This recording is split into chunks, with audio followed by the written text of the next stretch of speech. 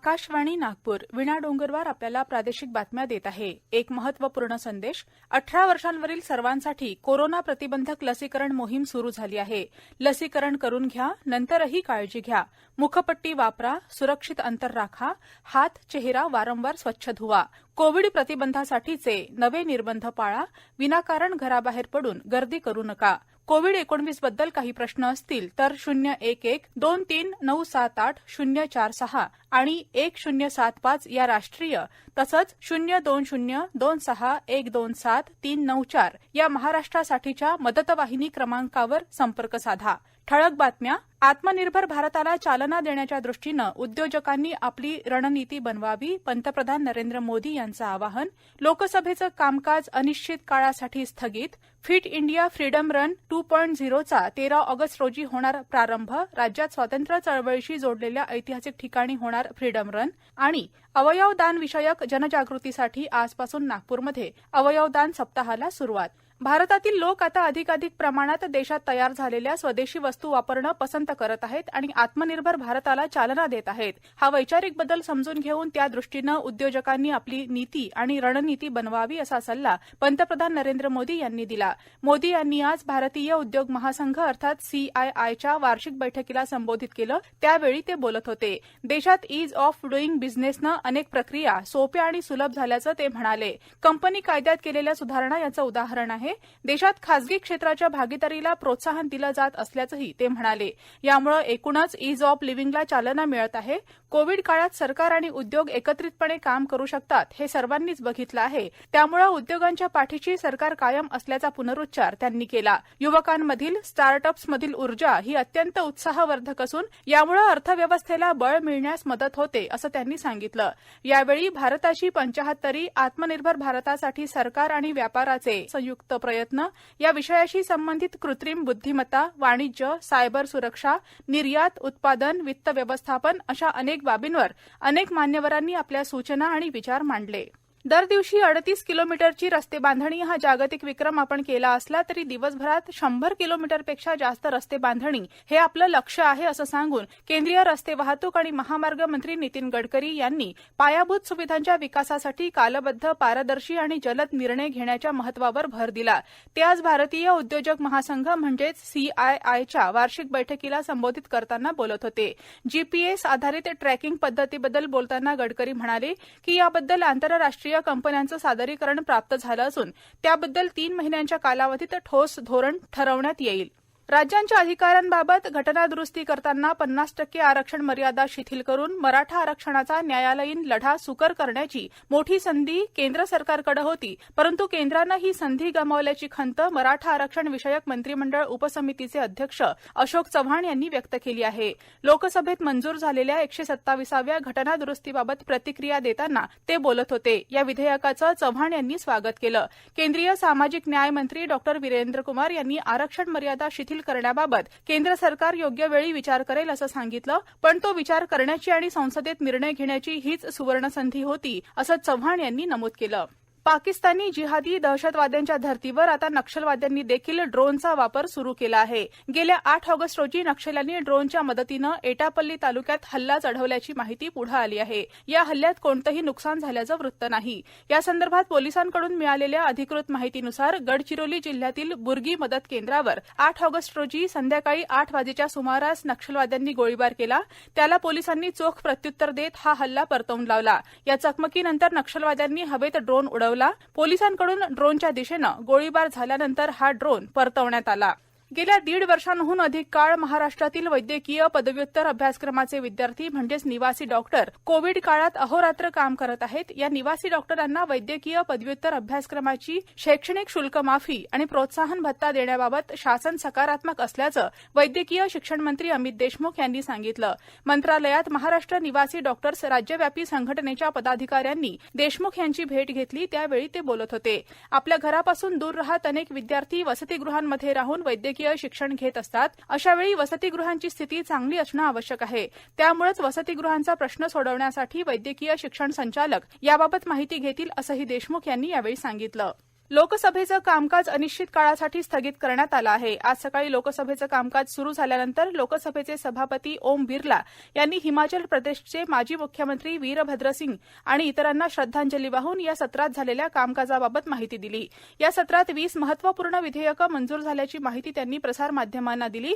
या सत्रातही रात्री उशिरापर्यंत कामकाज चालवण्याचा विचार होता, मात्र गदारोळामुळे ते शक्य झालं नाही असं त्यांनी सांगितलं. सभागृहात कामकाज होणं ही जनतेची अपेक्षा असते, त्यामुळे घोषणाबाजी आणि गोंधळ करणं या गोष्टी योग्य नाहीत असं ते पुढे म्हणाले.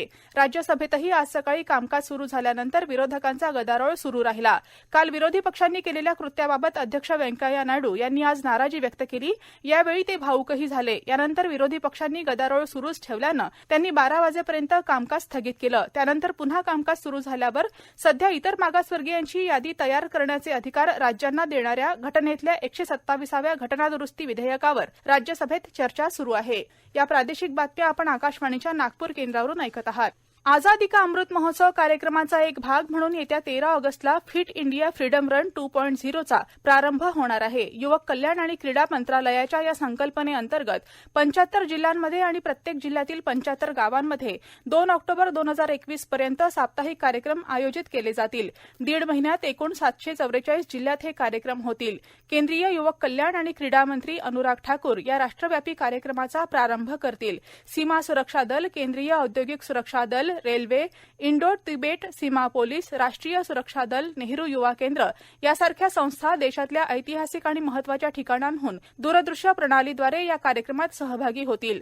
राज्यात मुंबईतलं ऑगस्ट क्रांती मैदान, पुण्यातलं आगा खान पॅलेस, लोकमान्य बाळ गंगाधर टिळक यांचं रत्नागिरी इथलं जन्मस्थान, वर्धा इथला सेवाग्राम आश्रम, नागपूरमधला सीताबर्डी किल्ला तसंच अकोला, गोंदिया आणि चंद्रपूर इथल्या ऐतिहासिक महत्त्वाच्या ठिकाणांहून फिट इंडिया फ्रीडम रन होणार आहे. फ्रीडम रनचा असाच कार्यक्रम अहमदनगर आणि अमरावतीमध्ये 14 ऑगस्टला होणार आहे. महाराष्ट्रातल्या इतर जिल्ह्यातही त्यानंतरच्या आठवड्यात असा कार्यक्रम होणार आहे. दरम्यान भारतीय स्वातंत्र्याच्या अमृत महोत्सवी सोहळ्यानिमित्त राज्यभर शिक्षण, सांस्कृतिक, पर्यटन, नगरविकास, सार्वजनिक बांधकाम, सहकार, कृषी तसंच महिला आणि बालकल्याण इत्यादी विभागाअंतर्गत कार्यक्रमांचं आयोजन करण्यात यावं. त्यामध्ये विद्यार्थी, नागरिक, विविध संस्था यांच्या सहभागातून कार्यक्रमांचं आयोजन करण्यात यावं असे निर्देश राज्याचे मुख्य सचिव सीताराम कुंटे यांनी सर्व विभागांच्या सचिवस्तरीय अधिकाऱ्यांना दिले आहेत.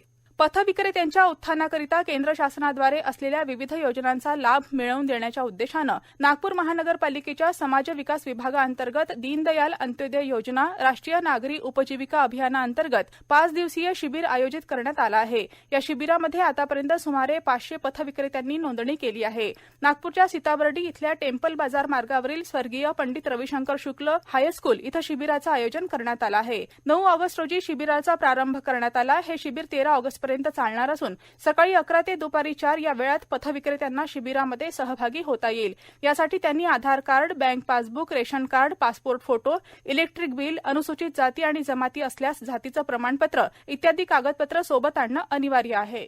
कोरोना महामारीच्या काळात ऑनलाईन वर्गाद्वारे मुलांना शिकवण्यात येतं, पण खरं शिक्षण हे प्रत्यक्ष पाठ्यपुस्तकातून मिळू शकतं हा विचार करून यवतमाळ जिल्ह्यातील वणी इथल्या मॅक्रॉन विद्यालयानं शाळा बंद पण शिक्षण सुरू असं म्हणत घरोघरी जाऊन ऑफलाईन शिक्षण देण्यास सुरुवात केली आहे.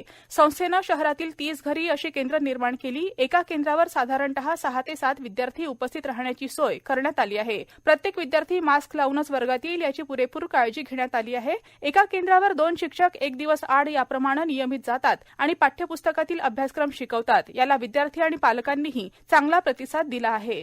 येत्या 1 ऑक्टोबरपासून 10 तासांपेक्षा अधिक काळ एटीएम यंत्रात चलनी नोटा उपलब्ध नसतील तर संबंधित बँकेला 10,000 रुपयांचा दंड द्यावा लागणार आहे. भारतीय रिझर्व्ह बँकेनं तसा नवा निर्णय घेतला असून त्याबाबतचं पत्रक काल जारी करण्यात आलं.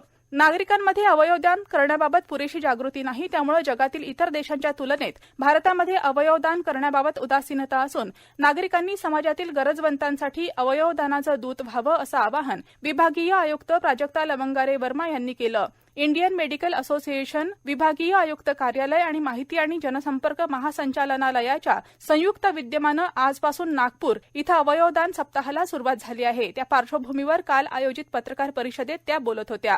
आजपासून सुरू होत असलेल्या अवयवदान सप्ताहामध्ये आयोजित उपक्रमांमध्ये आज डॉक्टर विभावरी दाणी विभागीय प्रत्यारोपण समन्वय केंद्राबाबत, उद्या डॉक्टर प्रकाश खेतान किडनी दानावर, 13 ऑगस्ट रोजी डॉक्टर निखिलेश वैरागडे, डॉक्टर समीर जहागीरदार डोळे आणि त्वचा दानावर, तर 14 ऑगस्ट रोजी डॉक्टर राहुल सक्सेना यकृतदान करण्याबाबत मार्गदर्शन करणार आहेत.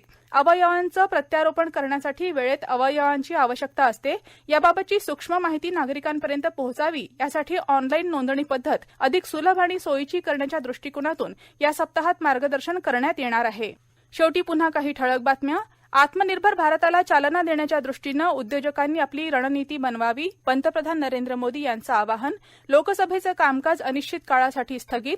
फिट इंडिया फ्रीडम रन 2.0चा 13 ऑगस्ट रोजी होणार प्रारंभ. राज्यात स्वातंत्र्य चळवळीशी जोडलेल्या ऐतिहासिक ठिकाणी होणार फ्रीडम रन. आणि अवयवदान विषयक जनजागृतीसाठी आजपासून नागपूरमध्ये अवयवदान सप्ताहाला सुरुवात. आकाशवाणीच्या नागपूर केंद्रावरील प्रादेशिक बातमीपत्र संपलं. नमस्कार.